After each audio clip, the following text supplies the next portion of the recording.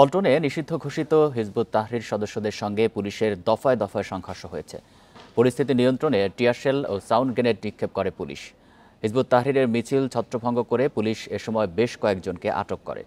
Sound গ্রেনেডে আহত হয়েছেন এক সাংবাদিক।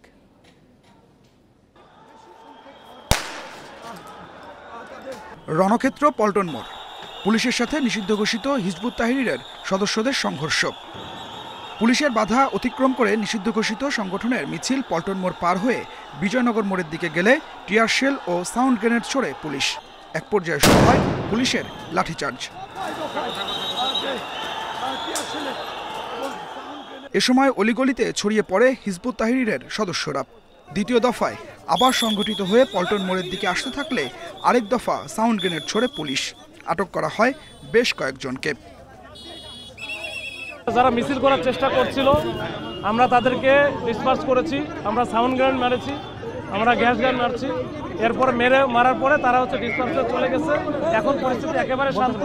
আমরা অলিগলির ভিতরে যদি কেউ থাকে সেটাও দেখতেছি, বেশ কিছু আটক আছে। মার্চ ফর খিলাফতের ঘোষণা আগেই ছিল হিজবুত তাহরিরের।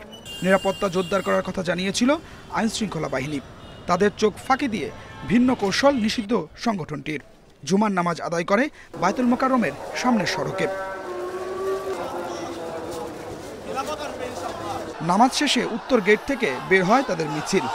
কয়েক হাজার কর্মীকে ঠেকাতে ছিল হাতে গোনা কয়েকজন পুলিশ সদস্য। তাদের ঠেলে সরিয়ে দেয় হিজবুত তাহরির সদস্যরা। পল্টন মোড়ে থাকা পুলিশের দলটি সামনে এগিয়ে এসে মিছিলকে ঠেকানোর চেষ্টা করলে তারাও ব্যর্থ হয়। পরে পুলিশের বাড়তি সদস্য এসে হিজবুত তাহরির মিছিল পণ্ড করে দেয়। এদিকে পেটের ওপর সাউন্ড গ্রেনেড বিস্ফোরণ হয়ে আহত হন দৈনিক কালবেলার প্রতিবেদক। Adilur Rahman, independent news, Dhaka.